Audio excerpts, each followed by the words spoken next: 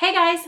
So we're at the end of the course and we are going to wrap up this whole topic with looking at sewing hems that are really tiny. So hems that have a very small circular circumference, like a sleeve, requires a little bit of just maneuvering on your machine, making sure that you have the right setup to be able to do that. Sewing a hem in the round will give you a lot better finish than if you sew the hem on those items and then sew that underarm seam and you have that unfinished part poking out. It just looks a little bit less professional. So I'll show you the techniques that I know for working with those little smaller circular areas on garments. And then we're also going to take a look at some of the instances where you might want to have a substitute for your hem. So it can be a simple binding using lace or some other type of trim to add stability to a fabric that's either too delicate or too stretchy, and you can kind of maneuver around that with other techniques or added elements to the design that really just give you a finished look, and you kind of avoid that complicated or stressful stitching of hemming a certain type of fabric. So let's jump right in and I'll show you the techniques that I know for some of these specialty areas and design elements. So let's start by taking a look at some of the examples where these tiny hems really come into play. So the first one that probably catches your eye is this tiny little Sophia blazer. This one right here was made for an Elven Wild doll, and she has a very slender arm. So the circumference around the bottom hem of the arm is very tiny. This one right here cannot be done on a machine. It has to be finished off by hand. But in comparison is a jacket for an 18-inch doll. The circumference of her arm opening is large enough to fit around your sewing machine presser foot. So I'll demonstrate how to hem that in a circle, all in one seam on the machine. Now in the center I have a couple dresses, and these ones we've done an alternate hemming technique where we've used a lining instead of a hem. So in the example of this sheath dress, this dress is fully lined and all of the edges are turned under by the lining to create a hem. In essence, it's a hem. It's not top stitched, so it's just turned under and has a very clean finish. The bottom edge of this has been hand stitched down to finish it off, so it's been turned right side out, and then the base is finished by hand. Now, if you're doing something a little bit more casual looking, you could fold this under and finish this by machine. But for this example, it was done by hand because we were looking for really a clean couture finish. Now on the Genoa jumper, it also is lined and turned right side out, and then it's top stitched to mimic the look of a very narrow hem. So we have a very tiny hem right here. The stitching line is about 1/8 of an inch, a little bit less, from the edge. So you have a very narrow looking hem, which creates a look that's very authentic. The proportion is right.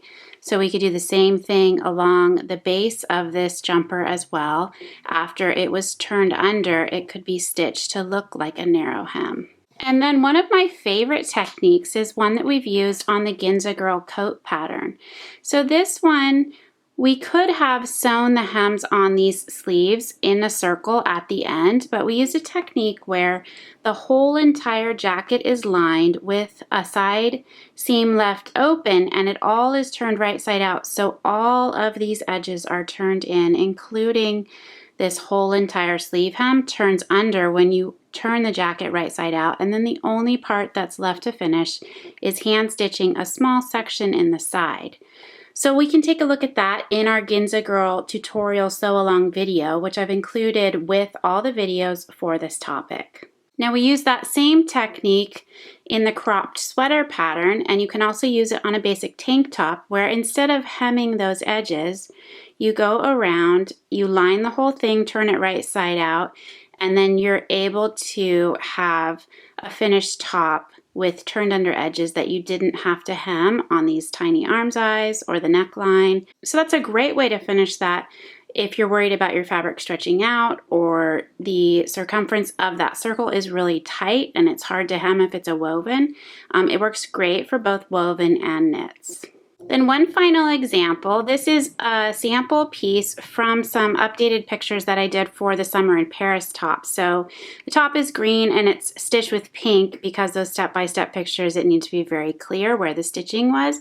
But it also is a great example of a different type of hem variation. And I really like this one because you get a very tiny little hemmed ruffle, but really this is all done in one technique as part of the hem. So this is a great one to look at, and I'll be sure to include some of these pictures in the post, but you can reference that pattern to see how we've hemmed this and then simply gathered that after it was hemmed and secured it so that it creates a ruffle without having to add an additional ruffle. It's actually part of the hem, but it provides a very dainty, tiny little ruffled look. Now let's jump back over to the jacket example and the basic sleeve hem. So for most of the patterns, we sew the whole underarm seam after we've hemmed that bottom edge. That is the easiest construction method for a doll clothes pattern, is to hem that edge first and then sew this whole entire underarm side seam. Now it's not the cleanest finish though, because when you do that, you're left with the edges of your side seam sticking out. And this example right here, this one's not hemmed yet, but you can see how that would look if this was our finished hem. On the finished hem, we've actually turned that under. So now we have this turned under all in a circle and then it's straight stitched around. So on this version right here, we did our underarm seam after we finished off the edge of this hemline. And I did this with a Hong Kong binding and then sewed the underarm seam. So you could serge the edge of your fabric, you could turn it under one time, zigzag it, or do something like a Hong Kong binding. Then at that point, we're going to turn under the edge, and we've measured and pressed, so this will turn under pretty easily. And we will run this around the sewing machine very carefully with the presser foot inserted inside. Now I'm at the machine. I have a standard presser foot universal needle and a standard straight stitch set and ready to go.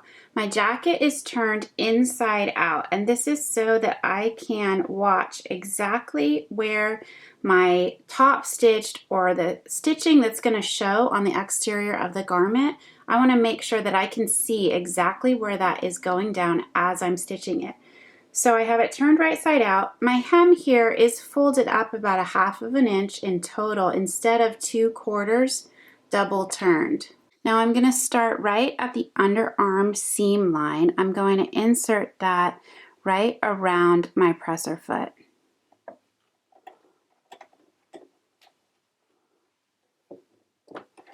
And then I'm simply going to stitch that down. It's stitching now about 1/4 of an inch up, and I'm just going to move this pin out of my way. The total arm seam here in general is tight enough that you probably don't need any pins once you have it situated. So I'm going to hold most of this out of the way, and then I'm just going to go ahead and I'm going to straight stitch all the way around.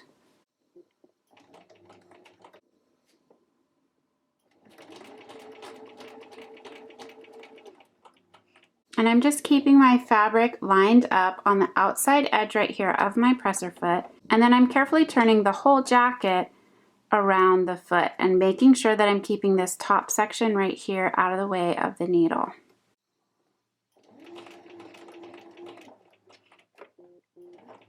And if you keep your needle in the down position, that does make it a little bit easier to maneuver in case you need to raise the presser foot at all.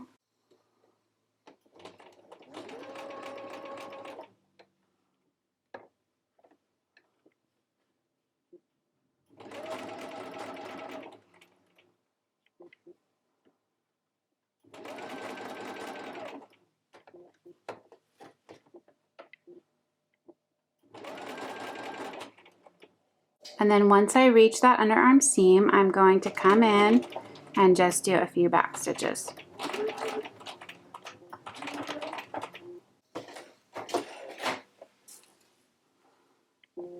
And there you can see that before we've trimmed off these excess threads, I have that hemmed. So the stitching inside here is pretty camouflaged into my actual fabric. And on the inside, it's the same as well, but I have the nice detail of my Hong Kong binding up my inner arm seam, my side seams, my arm size, my hem, and that adds a nice detail or finishing touch. And then once I turn that right side out, I have a nice clean finished hem, and you can see that detail is tucked to the inside, but the underarm seam line is very smooth at that base of the hemline. So this really is 2 tips in one. The first, just how to hem that smaller arm opening, and then the use of Hong Kong binding to create a finished hem. So instead of double turning, we've done Hong Kong binding on this bottom hemline as well, just to cover the raw edge, and then I folded it up the full 1/2 inch instead of double turning it twice. Now for this tiny little jacket, the top stitching and all the detail in this is really beautiful, and it is very intricate. It's very tiny. You just need to take your time to do all of this type of stitching and just pay attention to how close you are to all the edges.